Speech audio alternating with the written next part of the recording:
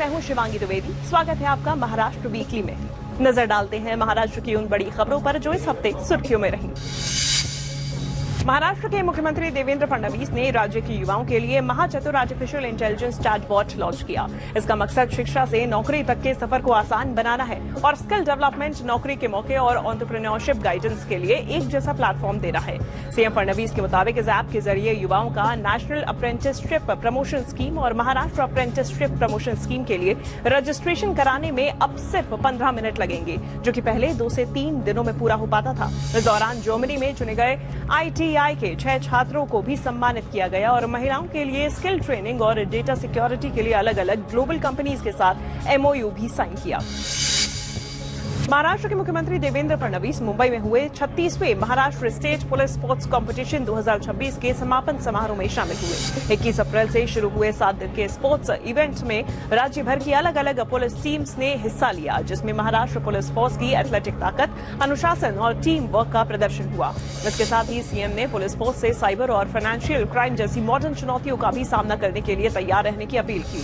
CM ने 100 metre race में नए रिकॉर्ड बनाने के लिए निकिता खटाल और चैतन्य मर्दे की तारीफ भी की।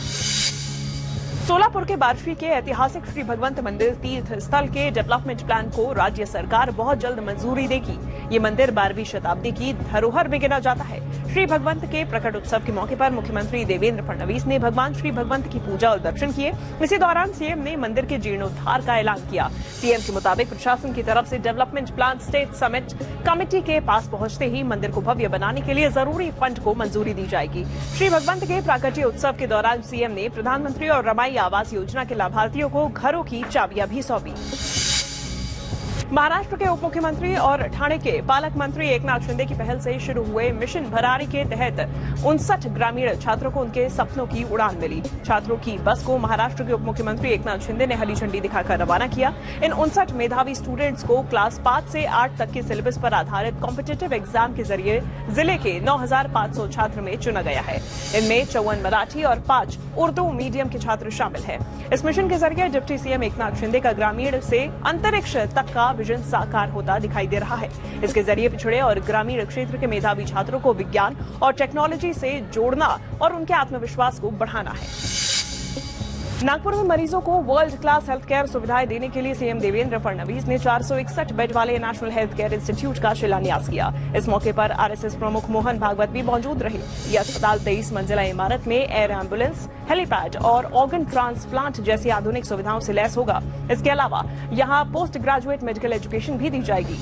जिस संकल्पना के साथ परम पूजनीय मोहन जी ने इसको संकल्पित किया, उसको पूरा करने का प्रयास हम लोग निश्चित रूप से करेंगे। महाराष्ट्र के मुख्यमंत्री देवेंद्र फडणवीस ने धुले जिले को 1200 बेड वाले एक मल्टी स्पेशलिटी हॉस्पिटल की सौगात दी।